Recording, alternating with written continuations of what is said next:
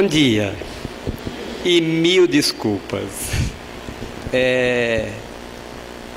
Bom, eu nasci em casa espírita, né? Numa época em que os trabalhos eram feitos dentro de casa. Então, eu fui criado conversando com a minha avó ou com as tias do meu pai. Para mim isso era extremamente natural. Em Campinas faz 20 e poucos anos que eu trabalho na Casa do Caminho, desde 97 mais ou menos. E toda quarta e toda sexta alguma coisa acontece para tentar fazer com que a gente não chegue lá, né? Mas a gente é mais cabeça dura, né? E hoje eles tentaram me prender em algum lugar aí, mas não conseguiram. Então, vamos fazer a nossa conversa o mais gostoso possível, né? Quando eu fui convidado, eu fiquei perguntando o que eu ia conversar hoje com vocês aqui, né? Do que a gente tem lá na casa. E aí eu gosto muito desse tema, porque está muito ligado a uma necessidade interna nossa de disciplina, né? E de disciplina moral, no sentido da gente cuidar do nosso pensamento e da nossa conduta, né? É incrível porque Jesus não disse absolutamente nada complexo ou complicado. Tudo o que ele falou e fez é simples. A gente só não conseguiu aprender, né? E não consegue aplicar. Por quê? É tão simples, né? Que é difícil para a gente abandonar os nossos vícios e aprender o ensinamento dele e viver da forma com que ele ensinou. Então, essa é uma dica para a gente trabalhar aqui. Lá no Novo Testamento, a gente vai encontrar onde está essa frase. No Evangelho de São Mateus ou no Evangelho de São Marcos, né? O de São Mateus é o evangelho mais conhecido, porque é o evangelho que foi usado em todos os filmes que já falaram de Jesus, porque ele parece um roteiro de filme, né? Mas diz lá, vigiai e orai para que não entreis em tentação na verdade. O espírito está pronto, mas a carne é fraca. É isso mesmo, ou seja, nós temos toda a possibilidade de agir, de fazer aquilo que Jesus estava ensinando, mas a nossa vida física muitas vezes faz com que a gente fraqueje e desista dessa mudança, que é uma mudança grande interna. Abandonar uma série de coisas que, como o Emmanuel fala, interessam ainda para a gente aqui na vida física, né?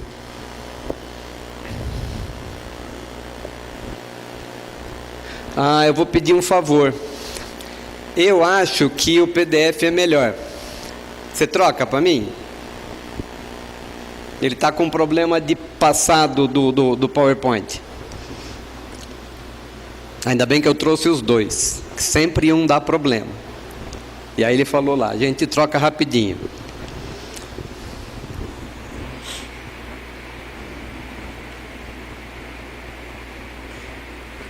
Deixa eu falar com o pessoal do fim lá. Vocês me ouvem sem o microfone também? Ótimo.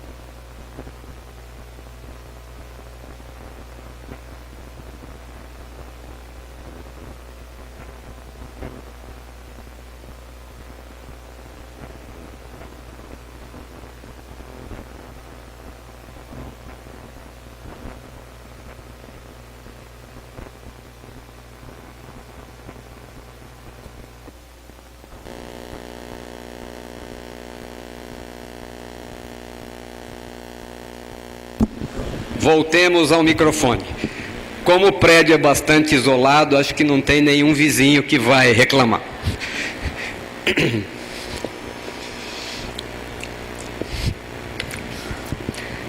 Essa é a grande mensagem que está por detrás da frase do Evangelho, né? A gente é imperfeito, mas a gente está caminhando na direção de se acertar. Isso é uma coisa que a gente tem que ter dentro da gente, para não ter vergonha da nossa imperfeição. A nossa imperfeição faz parte do nosso caminho de aprendizado.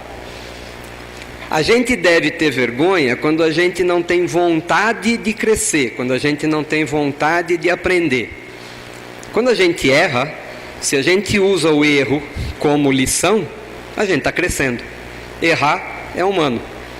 Persistir no erro tem outro nome, aí é outra coisa. Mas somos sim espíritos imperfeitos e estamos trabalhando para um dia ser, né, espíritos puros. Eu brinco lá com os meus alunos no GED, lá na Casa do Caminho. Quando isso? Ah, não sei. Quando é quando? Um dia a gente chega lá. O Kardec faz uma pergunta lá no Livro dos Espíritos, se os espíritos são bons ou maus por natureza. Por quê? Kardec foi criado católico. No catolicismo a gente tem os seres humanos, a gente tem os anjos, a gente tem os demônios. Uns coitados que foram criados para sofrer sempre, aqueles que foram criados para viver só, né, tocando harpa em cima de uma nuvenzinha e vivendo super bem, e a gente para sofrer pressão dos dois lados. Mentira, né?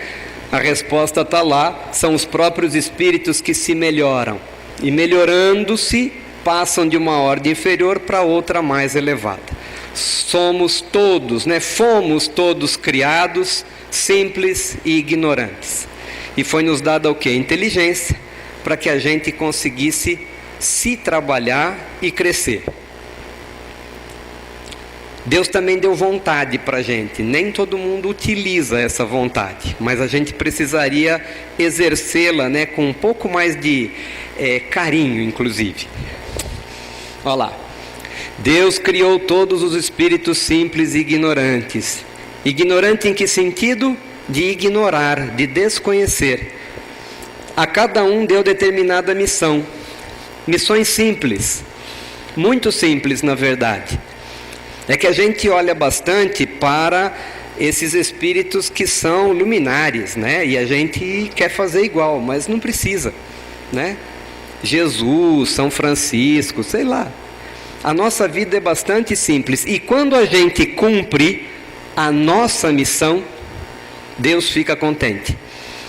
E às vezes a nossa missão é se tornar uma pessoa mais dócil, se tornar uma pessoa mais calma, se acertar com alguém que está no nosso caminho, que está dentro de casa, respeitar o outro. Coisas pequenas. Tem espírito que consegue carregar bagagem maior, tem uns outros que não. E qual é o problema? Não tem vergonha nisso. Por isso a gente precisa conhecer, né? Se conhecer e saber qual é essa nossa missão. E aí ele diz assim: por que está o mal na natureza das coisas? E aí ele explica, falo do mal moral. Não podia Deus ter criado a humanidade em melhores condições? Olha que pergunta capciosa, né? Kardec está colocando em xeque a inteligência de Deus, será? Não. Ele diz, olha, os espíritos foram criados simples e ignorantes. E Deus deixa que o homem escolha o caminho. Por quê? Liberdade, gente, livre-arbítrio. Deus é aquele pai que deixa a criança colocar o dedo na tomada.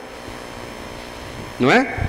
Todo mundo aqui, ou pelo menos uma boa parte, tem filho ou tem neto. Não adianta. Tem criança que vai aprender ouvindo, e você vai dizer, olha, não põe o dedo ali porque machuca.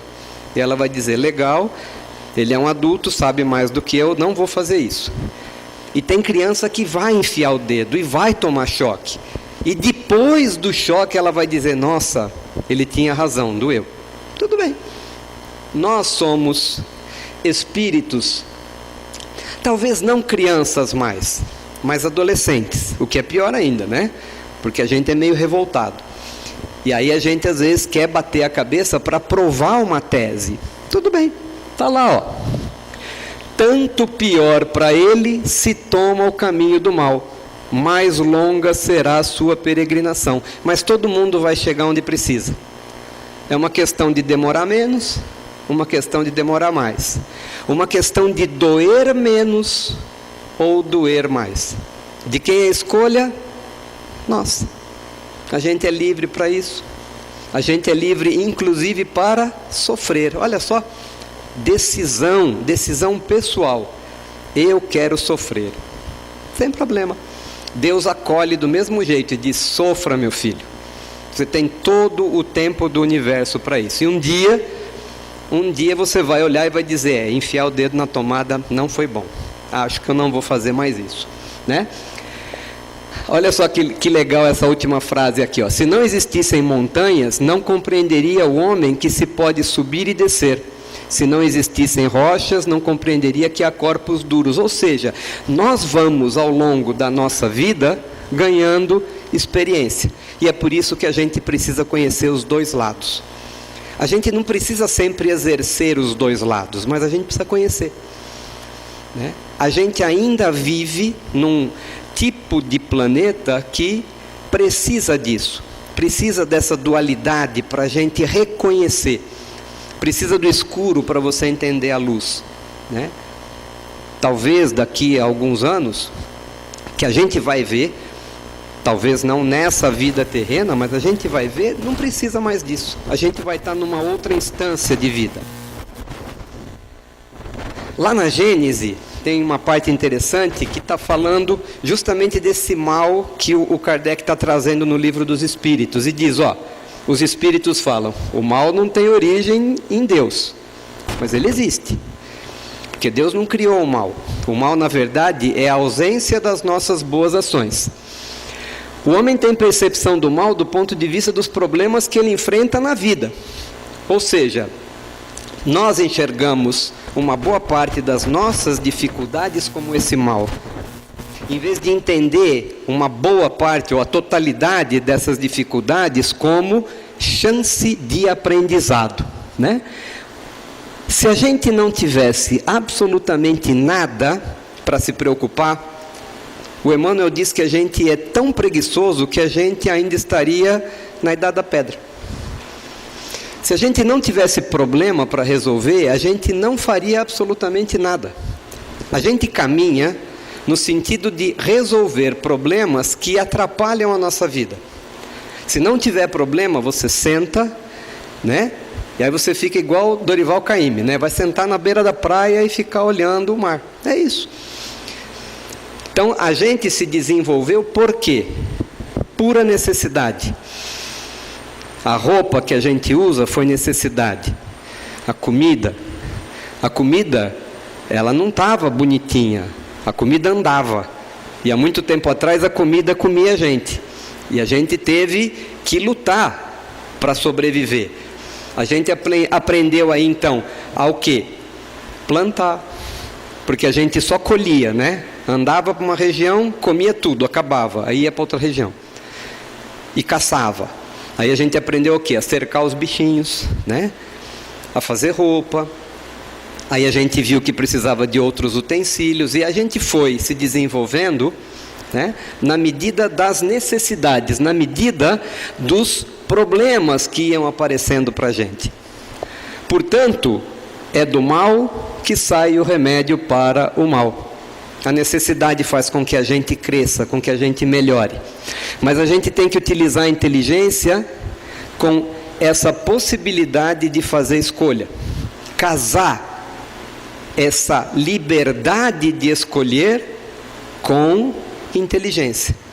O uso racional dessa liberdade, o tal do livre-arbítrio. Porque o homem pode sempre escolher o seu caminho.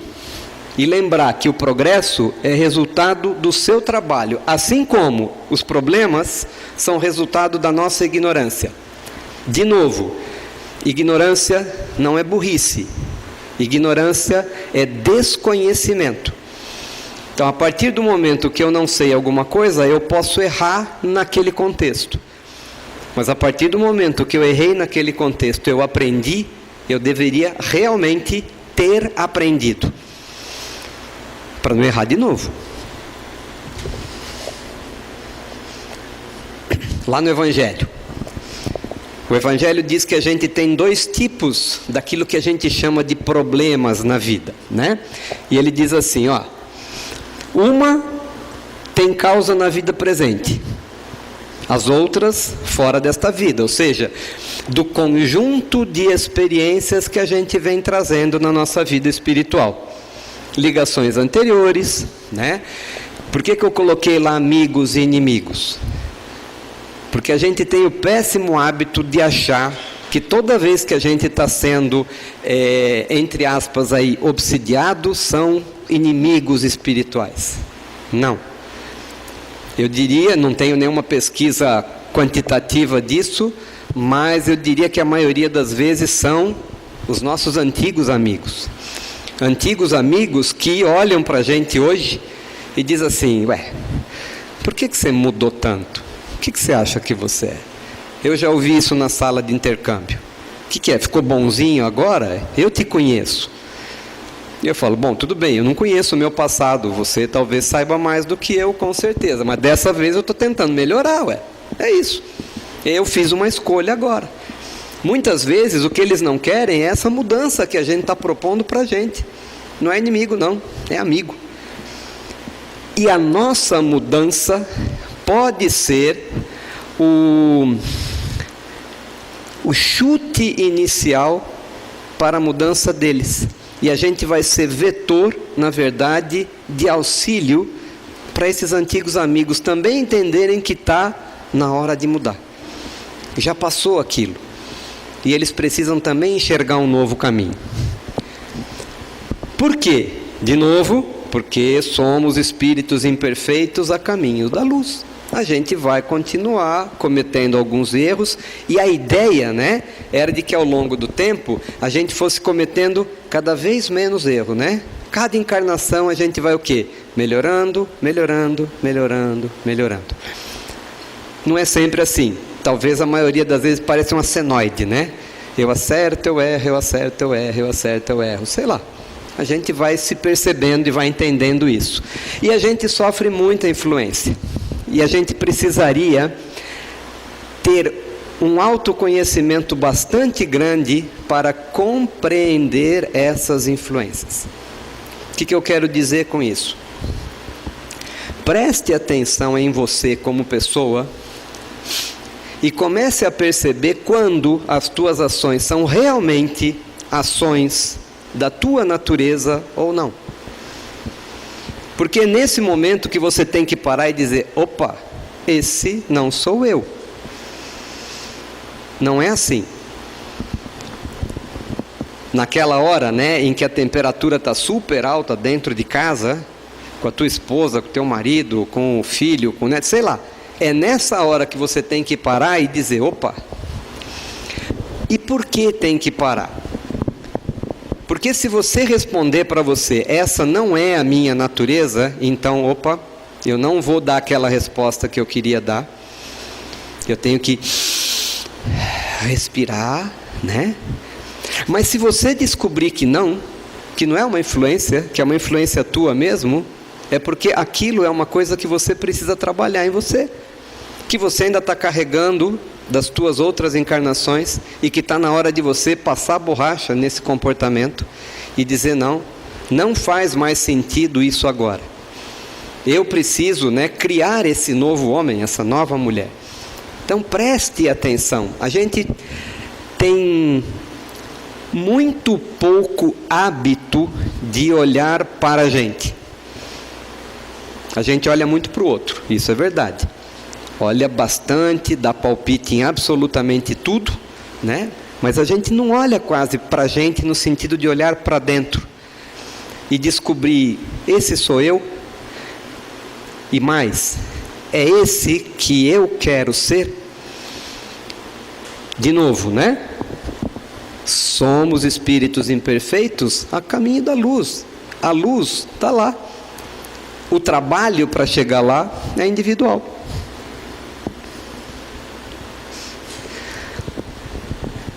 Os espíritos influenciam a nossa vida mais do que a gente imagina. Está lá no livro dos espíritos. Nossa, mas Deus permite? Lógico que permite. Quantos de nós aqui já não sofreu algum tipo de influência de espírito encarnado? Quantos? Quantos pais não permitem que os filhos cresçam? Quantos maridos não permitem que as suas esposas floresçam?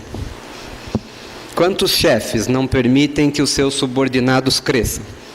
Isso não é influência espiritual? A gente não tem um espírito aqui?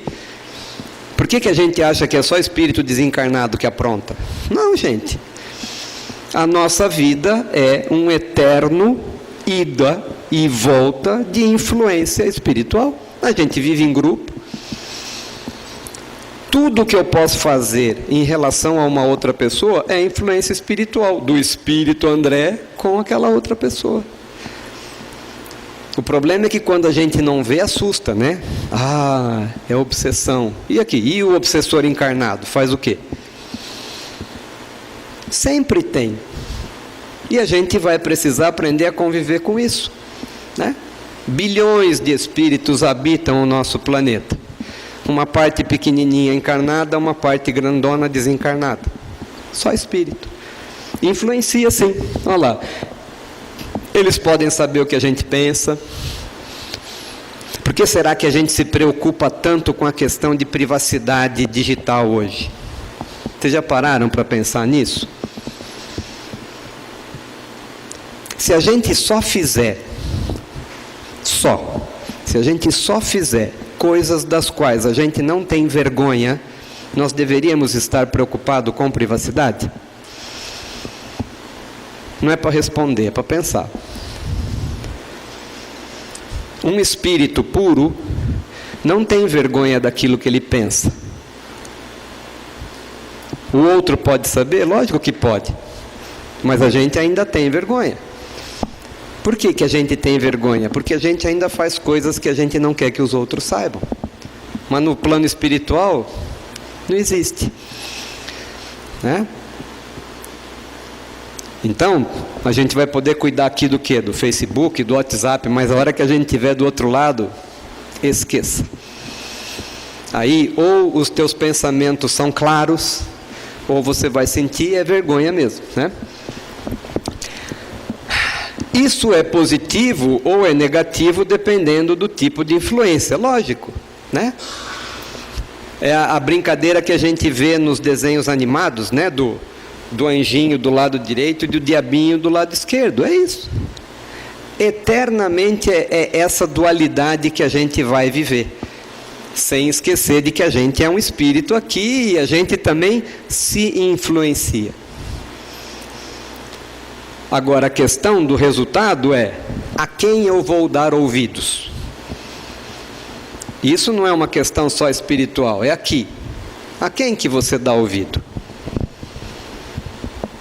Quando o cara chega para você, o teu amigo, e oferece aquele negocinho gostoso, né? Porque deixa a tua cabeça, você vai navegar, e aí? Você vai aceitar? Você vai aprender a beber com ele? Você vai aprender a fumar com ele? Mas ele me influenciou. É verdade, mas quem aceitou foi você. A menos que exista algum tipo de coerção física, aí é diferente, né? O cara me amarrou, né? E me fez cheirar droga. Me bateu tanto que aí eu perdi as forças e cheirei. Aí é diferente. Agora, se ele chegar e disser que é legal, porque você fica bem, você disse ok. Ele tem responsabilidade, mas você também tem.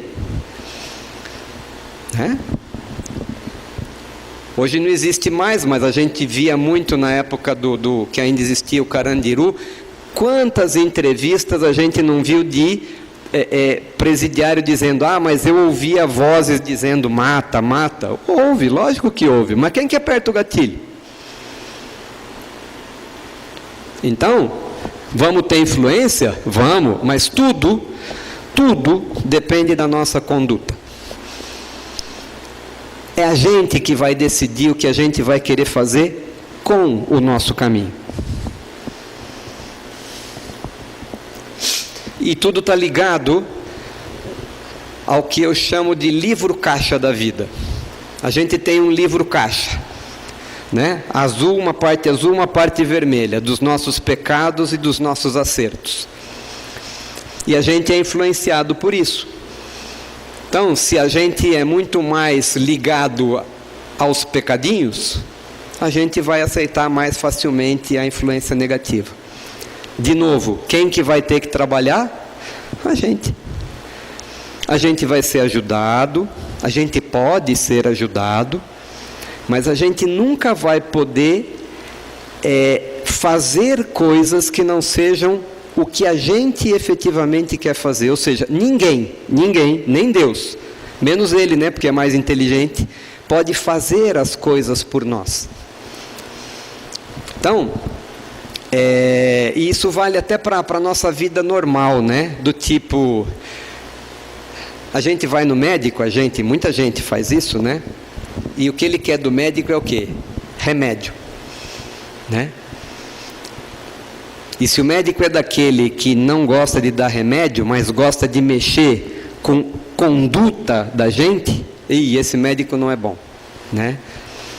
Porque aí o médico fala um monte de coisa que é chata, né? O médico diz assim: você precisa tomar mais água, dormir melhor, brigar menos, comer melhor, né? E aí você fala: e o remédio? Porque o que a gente quer? A gente quer o remédio, a gente quer pegar um negócio, pôr na boca, engolir e pá, tudo muda. A gente quer esses remédios para tudo na vida, tudo. Por quê? Por conta daquela preguiça que o Emmanuel fala da gente. É preguiça. É preguiça de começar a dizer: eu sou o dono do meu caminho e eu preciso fazer alguma coisa para mim. Por quê? Porque dá trabalho. Lógico que dá trabalho, é chato. Eu brinco com os meus alunos: não tem nada mais chato do que ser espírita. Sabe por quê? Porque uma das primeiras coisas que a gente aprende na doutrina espírita é que a gente é responsável por tudo, e isso é chato.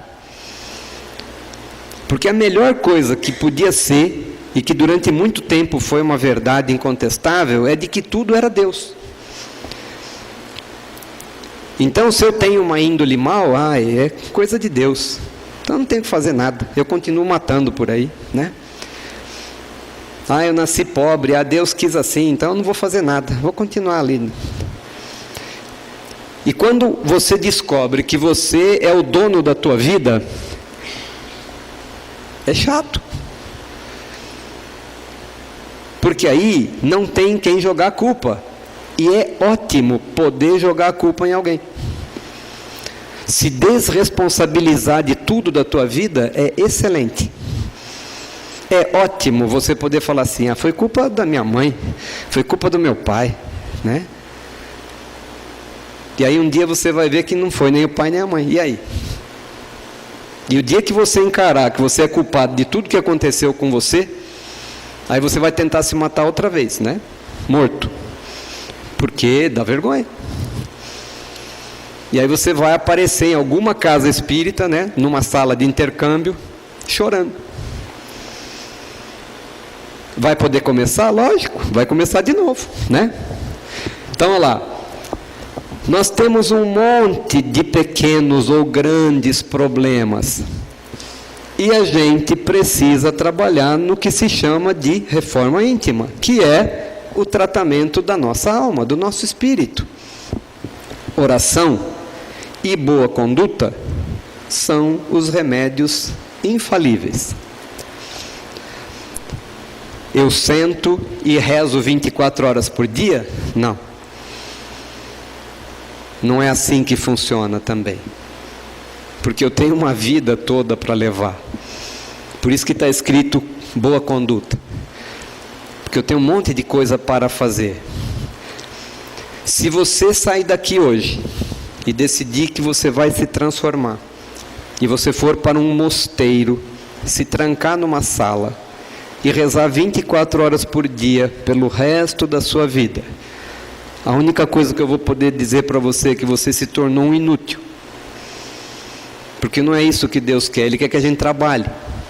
Nós somos co-criadores desse planeta. Então, se a gente não estiver fazendo a nossa parte aqui também, esqueça. Não é isso que eleva a nossa alma.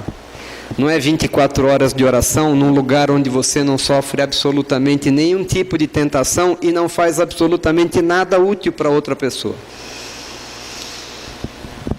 A gente só consegue provar o nosso crescimento na rua.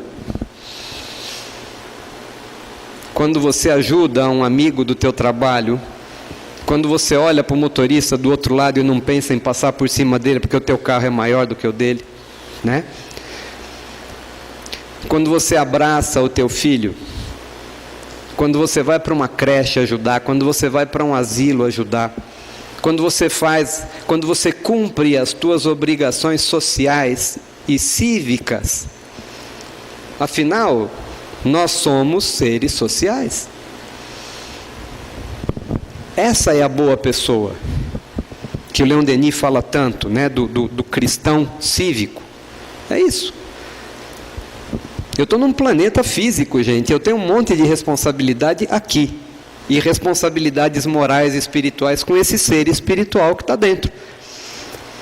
Mas eu não posso abandonar isso daqui. Isso é responsabilidade. A gente tem na nossa consciência os rudimentos daquilo que se chama de leis morais e que estão na segunda parte do livro dos Espíritos. São 10 as leis morais. Quando você estuda a segunda metade, você vai ver justamente essa parte filosófica. Mas o que interessa é que os Espíritos explicam para a gente que não importa o nível de desenvolvimento espiritual, qualquer espírito humano, quando ele faz uma coisa boa, ele se sente bem. E quando ele faz uma coisa errada, ele naturalmente sente remorso, em algum grau. O que significa que a gente nunca vai poder dizer que não sabia que estava errando. Porque a gente sentiu isso. É o farol da consciência. Você pode não ter dado ouvido, mas a gente sabe. Então, o espírito encontra o que ele próprio fez. Lei de ação e reação. A vida moral impõe obrigações a todos aqueles que têm cuidado com o seu futuro. Por quê? Como é que a gente fala? A vida dá voltas. E é isso mesmo, a vida dá voltas. E a gente continua se reencontrando. E se a gente quiser se reencontrar em situações melhores, a gente precisa criar essas condições para ser um reencontro melhor. Às vezes nessa vida ainda, às vezes na próxima. Qual é o problema? A gente é eterno. Eu não tenho só essa vida física. Se eu olhar só essa vida física, fica tudo muito complicado, mas a gente é reencarnacionista. Então o que eu estou olhando? Eu estou olhando a minha vida como espírito. E eu estou criando condições para que a minha vida como espírito seja cada vez melhor. Não essa daqui. Tem coisa que eu não vou conseguir consertar nessa daqui. Que eu não vou conseguir ver os frutos aqui. Mas os frutos espirituais eu sempre vou ver. Porque eu sempre vou criar condições para isso. Saber para onde se vai deveria ajudar a gente a cuidar dos nossos passos. Ou seja, a partir do momento que você assume que a gente reencarna, isso deveria dar um susto na gente. E falar, opa, o que eu estou fazendo? Porque se a gente olhar a vida só nisso, sei lá, quanto? 74, 80 anos de idade, para que eu tenho que me importar com um monte de coisa? Eu não preciso, né? Não vou encontrar a pessoa de novo, não vou ver de novo, tenho que aproveitar ao máximo. É aquele dito do final do Império Romano, né, de você aproveitar a vida, o tal do seize the day em inglês, né? Quer dizer, eu tenho que fazer o que eu puder porque vai acabar. Né? O final do Império Romano foi cravado por esse pensamento, né, de aproveite ao máximo, porque dura pouco. E é mentira isso, gente. Essa vida é curta, mas a nossa vida real é longa. E eu tenho que pensar nela, eu tenho que pensar em quanto eu posso melhorá-la. Por isso que eu deveria estar muito preocupado com o que eu estou fazendo hoje, porque o amanhã vai me encontrar. O amanhã vai ser hoje. E esse hoje vai doer. E como eu já não tenho a memória passada, graças a Deus, né, porque é zerado isso, aí a gente sofre. Sofre e diz assim, não sei por que isso acontece comigo. Sabe. No íntimo sabe. É o teu passado. É o teu livro caixa. É a parte vermelha do livro caixa. Então vamos cuidar para a gente limpar essa parte vermelha do livro caixa e ficar só com a parte azul. Para que a gente tenha menos dissabores nesse nosso caminho. Então esse conjunto, né, de leis morais, esse conjunto de prescrição é uma regra de conduta para a gente aprender a viver.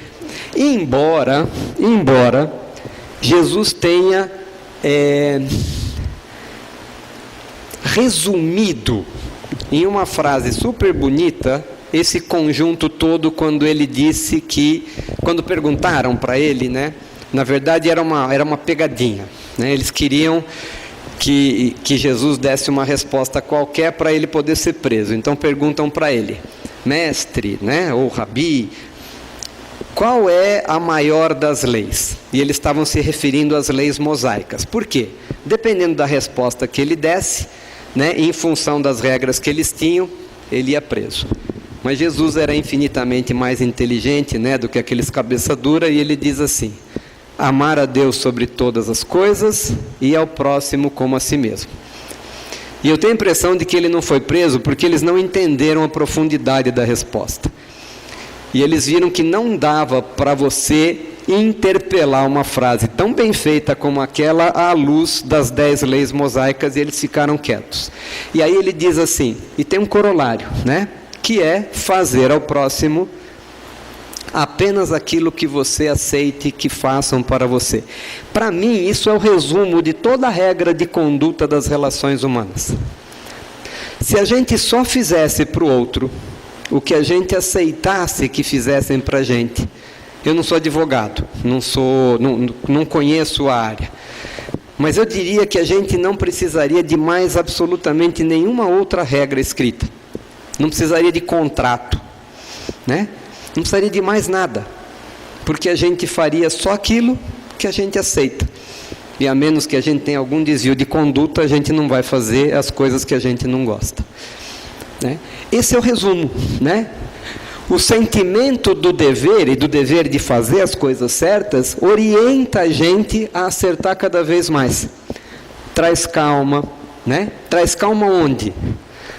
Na tua vida pessoal, na tua vida profissional, na vida social, na vida familiar.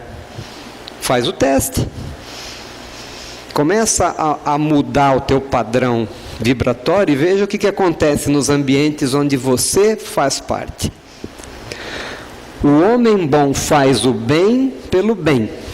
Fazer o bem pelo bem significa não ficar esperando o quê? Pagamento. Ele faz o bem porque ele tem certeza de que é isso que ele precisa fazer. Se você perguntar para um norueguês por que ele não joga o papel no chão, ele não sabe responder. Sabe por que ele não sabe responder? Porque não tem resposta. Porque para ele só pode jogar papel no lixo. Não existe a possibilidade de sujar o chão onde ele habita. É isso que a gente precisa ter. Por que você faz tal coisa? Por que você devolve uma carteira que você achou? Porque é o certo. Não tem que ter explicação. Não é meu, eu tenho que devolver. Se você começar a conjecturar muito, é porque você ainda tem dúvida se é esse o que você precisa fazer. Porque dá uma vontade, né? Você olha, primeiro você olha dentro, para ver se tem dinheiro, né? O certo é devolver. Não é teu. Se não é meu, não é para ficar comigo, ponto. Vai ficar com quem? Não sei. Tem caminhos para devolver, né? No Brasil, qualquer coisa que você acha, você joga dentro de uma caixa de correio, eles cuidam. Pronto, faça isso, né? Fazer o bem pelo bem. Fazer o certo porque é certo.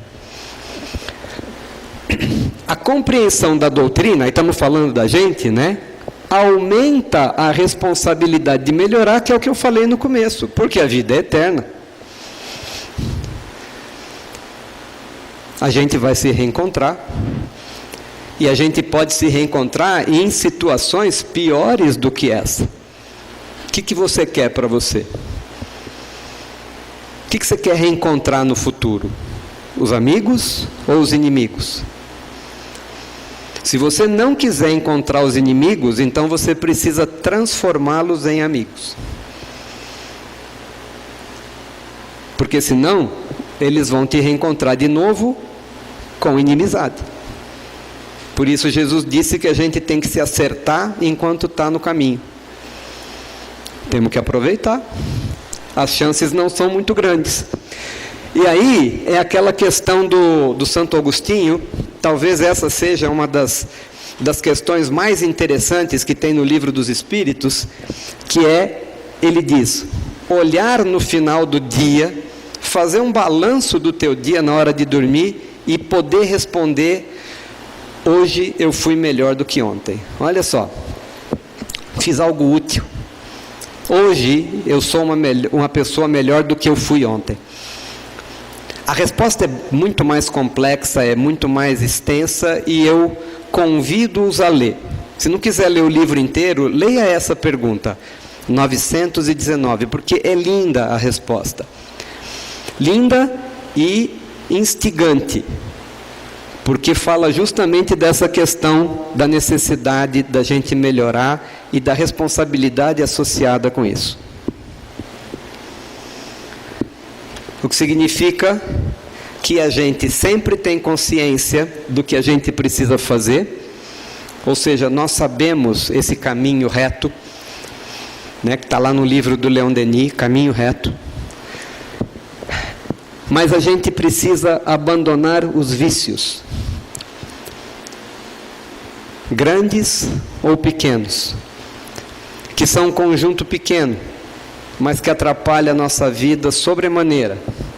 Orgulho, egoísmo, vaidade. E não adianta dizer que você não tem nenhum deles, porque a gente tem os três, e outros, em graus variados. Por isso que a gente precisa se conhecer e entender como é que isso funciona na nossa vida. O quanto eu sou vaidoso, o quanto eu sou orgulhoso. Só internamente a gente consegue resolver. Não tem outra saída. E a partir do momento que você consegue estabelecer o quanto, aí você começa a trabalhar para começar a melhorar isso. E tempo a gente tem de sobra, né? Porque tem a eternidade para a gente trabalhar. Além de abandonar os vícios, a gente precisa cultivar bons hábitos, né? Do tipo caridade. Quais? Todas. Das mais simples, que é dar dinheiro e coisa, às mais complicadas, que é ser indulgente, que é doar o seu tempo, doar a sua pessoa, né? Ser solícito em relação ao problema do outro. Isso é o mais complicado. Dar dinheiro e dar coisa é fácil, né? A maioria de nós tem condição física e material para isso. Agora, se doar, né? E olha, não é assim, eu vou trabalhar lá nas casas André Luiz, né, que tem crianças em situações... Não é isso não, gente. Isso não é para qualquer um, não. Entrar nas casas André Luiz e sair inteiro não é para qualquer pessoa, né? Não é ir trabalhar lá no Boldrini, não. Eu falo de coisas mais simples, como, por exemplo, conseguir conviver em paz dentro de casa. Entender o outro que está do teu lado e que não está do teu lado por acaso, porque vocês escolheram estar juntos nessa vida física, e respeitar isso e aprender a conviver. Isso é caridade também, né? Tem caridade mais difícil, mas tem caridade mais fácil. mais simples. O André Luiz tem uma história interessante que ele diz assim: a gente olha o exemplo de Jesus, né? E é um exemplo para todos nós, e a gente sempre pensa em fazer coisas parecidas. E aí ele brinca que a gente vê sempre os milagres, né? Que é o que chama mais atenção. Então, Jesus alimentou, sei lá, não sei os números certos lá, 7.000 pessoas, 1.000 pessoas, sei lá, com 2 pães e alguns peixes. E aí você diz para você assim: o dia que eu conseguir fazer algo parecido, então eu vou acabar com a fome do mundo. E aí ele diz: você não vai conseguir fazer algo parecido. Não vai, não é Jesus, né? Mas você pode pegar o teu pão, dividir no meio e matar a fome de mais uma pessoa. Mas a gente não faz isso porque a gente quer fazer coisa grandiosa. Aí a gente tem tanta vontade de fazer o grandioso que não faz o pequeno. E aí o que a gente fica fazendo? Marcando passo, perdendo tempo. Então vamos pensar nessas várias caridades, né? Paciência, essa eu nem digo, essa a gente nem precisa comentar. Precisa? Não. Porque a gente perde a paciência com uma facilidade incrível. Embora minha avó dizia: ninguém perde o que não tem, mas não tem problema. Ela tinha razão. Significa que no fundo você não tem nada, né? Mas, paciência, gente. Qual delas? Em tudo. Pensa na paciência quando você está no trânsito. Pensa na paciência quando você está numa reunião de trabalho. Quando você está conversando com o teu filho. Quando você está discutindo algum assunto com a tua mulher ou com o teu marido, né? E que de repente o sangue sobe, né? Paciência. Tem que entender, tem que se colocar no lugar do outro, tem que entender o outro. É difícil entender o outro, lógico. Por que é difícil entender o outro? Alguém tem alguma resposta bacana para me dar? Eu tenho uma. Nenhuma. A gente tem que se entender. Esse é um caminho, é verdade. Mas tem um negócio anterior de se entender, que é a causa do não entendimento do outro, que está ligado aos nossos vícios ali,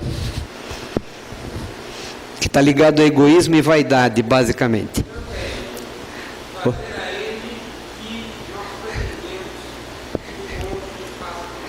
Isso. E é pelo fato da gente não utilizar essa frase que a gente cria os problemas, porque a gente se sente o centro do universo. A gente, na verdade, é o centro do universo. E todas as outras pessoas orbitam em volta da gente. Então, quando a pessoa fala alguma coisa que não bate com aquilo que a gente acredita, ela está errada, por definição. Porque, dado o fato de que ela não está de acordo com o que eu penso, e eu sou o centro do universo, ela está errada. Ponto. O grande problema é que a outra pessoa pensa exatamente como você. Ela é o centro do universo e você está só orbitando. E aquilo que você falou não faz sentido para ela, então você está errado por definição. E o problema é que não dá para ter 2 centros de universo, né? Nem na cosmologia a gente consegue isso. Então tem alguma coisa errada. E aí a gente usa a frase, e aí a gente precisa aprender a entender o outro, a se colocar na posição do outro. E quando a gente fizer esse movimento de se colocar no lugar do outro, para tentar entender por que ele está pensando daquele jeito, por que ele está falando aquilo, talvez a gente esteja no caminho de começar a se entender. E para isso, eu preciso de paciência, para não estourar antes de pensar por que o outro pensa daquele jeito. Amor e caridade é o caminho. Jesus já tinha dito tudo, 2000 anos, e a gente ainda continua tropeçando nas pernas, né? O caminho não é fácil, mas o caminho é possível. Não é fácil, mas é possível. E a gente consegue ajuda. Como é que a gente consegue ajuda? Através da oração e através do cuidado com a nossa conduta. A prece é evocação, é transmissão de pensamento. E é a ação mental que dá força e direção à prece. E prece, gente, não é para pedir coisa. Não é para pedir número de loteria, de mega sena, para conseguir emprego. Prece é para pedir que a gente consiga se melhorar. É pedir que a gente tenha coragem de enfrentar os problemas e a gente tenha força de vencer esses problemas com o quê? Com a nossa capacidade interior. Por quê? Porque se não for o que a gente é capaz de fazer, não é nosso, o resultado não é nosso. Criança que não engatinha não anda direito. A criança precisa cair. Então eu não posso ter os resultados do nada. Eu não posso ter simplesmente mágica. Eu estou com um problema, ó Deus, faça com que ele desapareça. Que aprendizado que eu vou ter com isso? O problema não é para desaparecer, o problema existe para ser solucionado. Por quem? Por nós. Então o que eu tenho que pedir? Me ajuda a resolver o problema. Me ajuda a entender, me ajuda a ter paciência, me ajuda a ter maior compreensão. Né? Eu falo para os meus alunos na faculdade que é assim, na hora da prova, a gente reza antes e na hora da prova, para que os bons espíritos ajudem a gente a lembrar do que estudou. Não é para ser médium, né?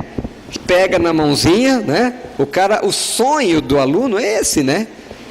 Vai vir um espírito e vai fazer e vai responder. Se você não estudar, não adianta. Tem que ter esforço, né? O que você precisa? Eu sou uma pessoa ansiosa. Então reza para que você esteja calmo e possa fazer uma boa prova, né? Não é assim, faça a prova por mim. Nenhum espírito vai lá fazer prova por você. Como nenhum espírito vai vir resolver o teu problema. Por quê? Porque senão você não cresce. Então o que a gente tem que pedir é coragem para enfrentar os desafios que se impõem na nossa vida. Pedir intuição para os bons espíritos. Afinar o nosso contato espiritual com o anjinho, né, que fica aqui do lado direito. E ouvi-lo. Ouvi-lo porque muitas vezes ele está falando e o que está chegando aqui dentro da nossa cabeça é algo que a gente não quer ouvir. E aí a gente diz assim, não, acho que não é isso não. Chacoalha a cabeça para ver se sai o pensamento. Por quê? Porque dá trabalho. E porque mexe muitas vezes com a nossa conduta, né? Nós temos sempre guias espirituais. Nós temos um irmão espiritual que vive do nosso lado. E a gente precisa aprender a conhecê-lo. O que é conhecê-lo? É saber a figura e o nome dele? Não, até porque o nome ele nunca vai te dar. Mas é saber que ele está do teu lado. E é saber que você pode contar com ele. E que você deveria, ao longo da vida, afinar esse contato com ele. Porque ele está ligado a gente desde o nosso nascimento. E ele está preocupado com o nosso crescimento. E quando ele se afasta, ele não se afasta porque ele se afastou. Ele se afasta porque a gente afasta o nosso espírito protetor. Porque dependendo da nossa vibração, ele não consegue atuar na gente. Então pensa em quanto é importante esse irmão mais velho, espiritual, que está aqui só para te ajudar. Olha só que coisa bárbara que Deus permite. Que a gente tenha um protetor espiritual que sabe mais do que a gente e que está aqui disponível 24 horas por dia, né? 24/7, né? Para te ajudar. Então afina o teu contato com Ele. E vigiar o quê? A gente ora e vigiar tudo. Nossa conduta, nossos pensamentos, né?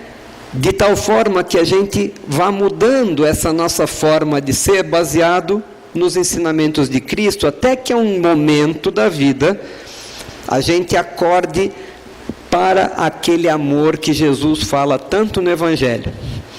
E eu tenho assim uma quase certeza de que nós não sabemos exatamente a profundidade de como ele usou essa palavra. Por causa da diferença tão grande de desenvolvimento espiritual. Por isso ele falou muito em caridade. Porque caridade é o caminho para um dia você chegar a compreender esse amor. Mas a gente é capaz. Talvez não na abrangência com que ele foi capaz. Mas a gente está no caminho. Um dia a gente também vai ser espírito de luz, né? Um dia, que começa agora, né? Mas a gente tem um caminho longo a percorrer. E a gente precisa fazer o que disse lá o Santo Agostinho. Só tem um jeito. Se você souber que a cada dia você está melhorando. Se você conseguir olhar para trás e ver que está melhorando, é porque a gente vai chegar lá. E o amor é o resumo, né, da doutrina de Jesus. E aí tem, no livro Ação e Reação, uma frase que o Silas fala para o André Luiz, né? O Silas nessa obra é o mentor dele. Ele diz assim: na sua origem o homem possui instintos, mais avançado e corrompido possui sensações, mais instruído e purificado possui sentimentos. E no ponto mais delicado e evoluído dos sentimentos surge o amor. A lei do amor substitui o individualismo pela integração das criaturas e acaba com as misérias sociais. O que significa que o nosso planeta só vai realmente melhorar o dia que a gente conseguir entender essa última frase. E que esse amor que Jesus falou tanto há 2000 anos atrás esteja inteiro funcionando dentro do nosso ser. E aí lá no Evangelho, né, diz que a gente tem que vencer os instintos em proveito dos sentimentos. Isso é, aperfeiçoar o sentimento, sufocando os germes latentes da matéria. Que é o que, gente? Nós somos um ser espiritual tendo vivências materiais. Nós temos responsabilidades nessa vida física, mas a gente não pode esquecer que, primordialmente, nós somos um espírito. Então a gente tem que ter muito mais cuidado com esse crescimento espiritual do que com a vida na matéria. Ela é meio e o fim é a vida espiritual. Mensagem final aqui. E por que me chamais Senhor, Senhor, e não fazeis o que eu vos digo? Essa é uma frase de Jesus que está lá no Evangelho de Lucas. Para pensar aqui. O que Jesus está fazendo? Está puxando a orelha de todo mundo. Não é? Se eu não faço o que ele ensina, então que história é essa de Senhor, Senhor, meu mestre? Vocês já prestaram atenção no Pai Nosso? Quando vocês rezam? Ou vocês pulam parte porque vocês prestam atenção? Não é? Vocês já pararam para pensar que a gente fala para Deus que é para Ele fazer o que Ele pensa? Ou a gente fala rapidinho, blá, blá, blá, blá, né? Porque não é exatamente isso que a gente quer. Está aí, ó. Né? Lá no livro Renúncia tem uma frase interessante que ela diz, ó, a mensagem do Cristo deve ser conhecida, meditada, sentida e vivida. O que significa isso? Que o Evangelho não é um livro que a gente lê e diz assim, nossa, que bonito, né? É super bonito. E aí você diz, é bonito, mas não é para mim, né? Lógico que não é para mim, porque é difícil. Então, se eu não estiver sentindo e vivendo, não adianta achar bonito, não adianta conhecer. Não adianta ficar falando as frases de Jesus se você não vive isso. Daí a questão do início que eu falei, que é chato. É chato ser responsável pela própria vida, né? E aí o Emmanuel fala uma coisa interessante que durante muito tempo passamos apenas a conhecer e ainda assim superficialmente as lições de Jesus. Agora chegou o momento em que ela deve ser meditada, sentida e vivida, a fim de iniciarmos a nossa transformação moral e domar as más inclinações. Lembra a história de abandonar vício e abraçar as virtudes? É isso. É fácil? De novo, não. Não é. É possível? É, porque se não fosse possível, Jesus não tinha vindo aqui ensinar a gente. Porque se é impossível, o que ele ia pedir para a gente? Fazer coisa impossível? Não. Ele só veio mostrar que existe a possibilidade e que depende da nossa vontade. Deixa eu ver. Eu trouxe essa mensagem final. Esse é um dos livros que eu gosto muito. O André Luiz é o meu padrinho espiritual. Eu tenho o nome por causa dele. E esse livrinho é daqueles que fica do lado da cama. É um dos muitos dele que a gente deveria ter do lado da cama. É o Agenda Cristã. E ele diz assim, falará você na bondade a todo instante, mas se não for bom, isso será inútil para a sua felicidade. A sua mão escreverá belas páginas, atendendo à inspiração superior. No entanto, se você não estampar a beleza delas em seu espírito, não passará de estafeta sem inteligência. Lerá maravilhosos livros com emoção e lágrimas. Todavia, se não aplicar o que você leu, será tão somente um péssimo registrador. Cultivará convicções sinceras em matérias de fé. Entretanto, se essas convicções não servirem para sua renovação para o bem, a sua mente estará resumida a um cabide de máximas religiosas. Sua capacidade de orientar disciplinará muita gente, melhorando personalidades. Contudo, se você não se disciplinar, a lei o defrontará com o mesmo rigor com que ela se utiliza de você para aprimorar os outros. Você conhecerá perfeitamente as lições para o caminho e passará, ante os olhos mortais do mundo, à galeria dos heróis e dos santos. Mas, se não praticar os bons ensinamentos que conhece, perante as leis divinas, recomeçará sempre o seu trabalho e cada vez mais dificilmente. Você chamará Jesus Mestre e Senhor. Se não quiser, porém, aprender a servir com Ele, essas palavras soarão sem qualquer sentido. O que significa isso, gente? Isso está resumido numa outra frase do Leon Denis, que diz assim: o verdadeiro espírita é aquele que conhece o livro dos Espíritos e vive o Evangelho. Por quê? Porque não adianta só conhecer. A gente pode se tornar catedrático na doutrina. A gente pode ler todos os livros. E o que vai adiantar se isso não servir para te transformar como pessoa? Você vai ficar fazendo o quê? Ditando, falando bonito, né? Fazendo palestra. Mas se você só fizer palestra e não mudar dentro de casa, não serve para nada. E você pode mentir para os outros. Você nunca vai mentir para você. Na hora H, na hora de você voltar para cá, eles vão confrontar e vão dizer: você vai ter que recomeçar. E você vai fazer o quê? Vai reclamar para quem? Não tem para quem reclamar.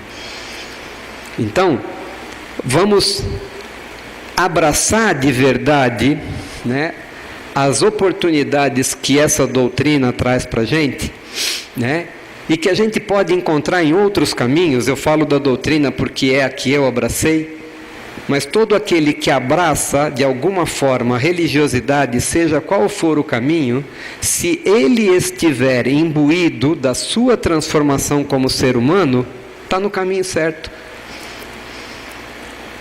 Porque entrar num centro, entrar num templo, entrar numa igreja com a cabeça do lado de fora é sempre igual. Não adianta nada. Agora, se quando você busca um caminho para a sua autotransformação, e realmente você trabalhar para se transformar em um ser humano melhor, está tudo certo. Não importa o livro que você usa. Porque caridade e amor são o quê? São universais. Tiveram que escrever em livro, óbvio, mas não pertencem a esses livros, não pertencem a essa ou aquela religião, seita ou qualquer outra coisa. São universais, Deus criou, e a gente precisa então trabalhar no sentido de se transformar em seres humanos cada vez melhores. E a gente tem, de novo, né, o que a gente falou aqui, nós temos como conseguir ajuda para isso? Orando e vigiando, né? Então, muito obrigado. Fiquem com Deus.